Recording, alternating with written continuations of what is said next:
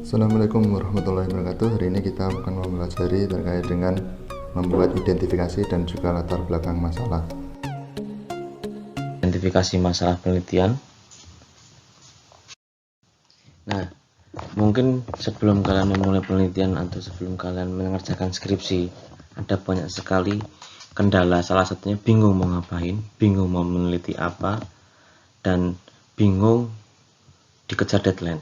Karena ketika yang muncul muncul dalam pikiran ketika kita mau menjalankan skripsi adalah bagaimana kita mencari sebuah masalah penelitian atau yang berkaitan dengan topik atau tema penelitian.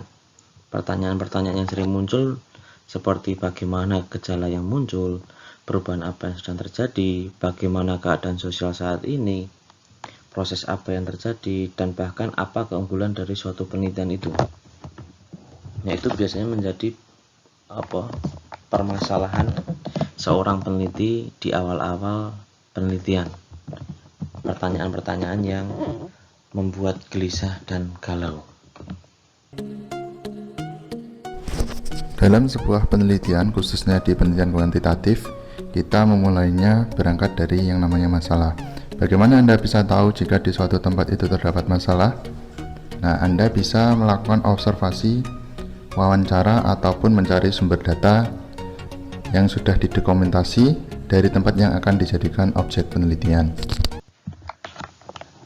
Intinya, dalam materi identifikasi masalah penelitian ini, masalah adalah komponen utama sebelum melakukan penelitian. Jika kalian tidak memiliki masalah, berarti tidak usah meneliti. Karena apa? Tujuan dari penelitian itu adalah memecahkan masalah atau mencari solusi dari suatu permasalahan yang sedang terjadi. Itu fungsi dari penelitian. Ada 3 hal yang menjadi pemantik masalah penelitian. Itu adalah pengalaman sendiri. Jadi personal experience itu menjadi pemantik dasar kalian melakukan suatu penelitian. Jika kalian bingung masalah mencari judul skripsi, coba kalian renungkan diri kalian, apa yang menjadi suatu permasalahan yang biasa kalian amati, cermati, rasakan, dengar, dan apa ya istilahnya yang kalian gunakan dengan panca indera lah. Apa yang membuat atau apa yang menjadi suatu kegelisahan yang sedang kita alami.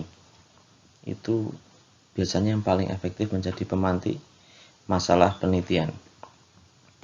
Lalu yang berikutnya adalah pengalaman orang lain. Dalam hal ini ketika kita biasa atau hobi mendengar atau mengamati, biasanya kita akan bisa melihat bagaimana persoalan-persoalan dari orang lain yang mungkin itu bisa menjadi sebuah masalah dalam penelitian. Jadi misalkan ada case masalah penggusuran lahan. Nah, itu pengalaman orang lain. Orang lain dalam hal ini bukan hanya individu, tapi juga bisa kelompok, komunitas, dan banyak. Itu juga bisa menjadi pemantik masalah penelitian.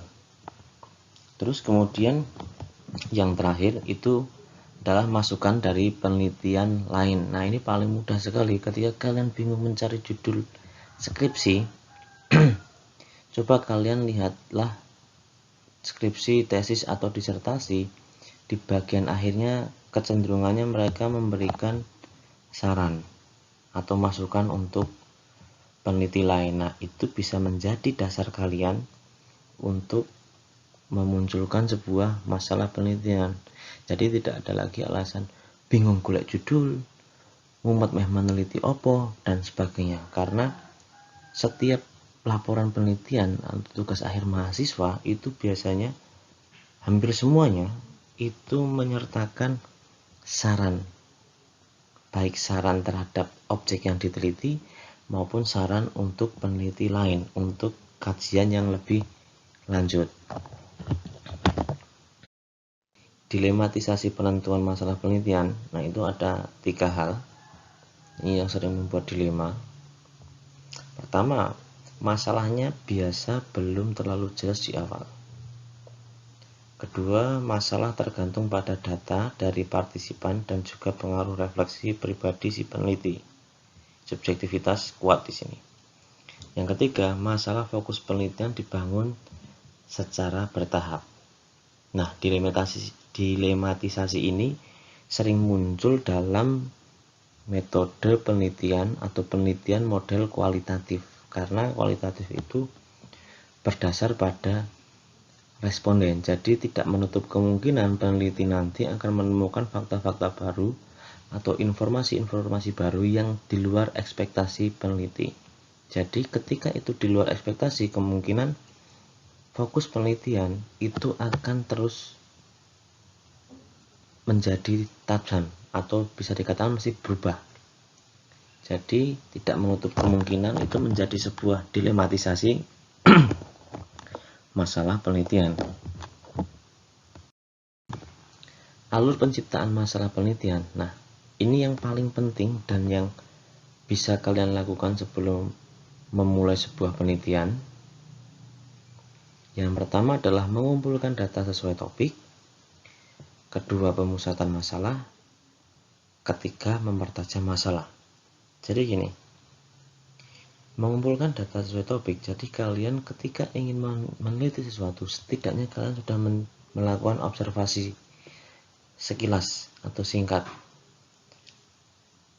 Apa saja data yang sekiranya bisa kalian analisis, atau dari informasi-informasi atau observasi yang kalian lakukan, kira-kira permasalahannya ada di mana. Dari situ nanti kalian bisa pertajam masalahnya dengan melalui pengamatan lebih lanjut. Karena peneliti kualitatif sangat terbuka terhadap data atau informasi baru yang tidak diantisipasi sebelumnya dan terus-menerus mengevaluasi kembali fokus penelitiannya. Jadi peneliti kualitatif itu harus siap merubah arah penelitian dan menyesuaikan dengan masukan dari partisipan yang mungkin tidak diantisipasi sebelumnya. Seperti slide sebelumnya, jadi mungkin saja fokus dalam penelitian itu berubah karena informasi baru.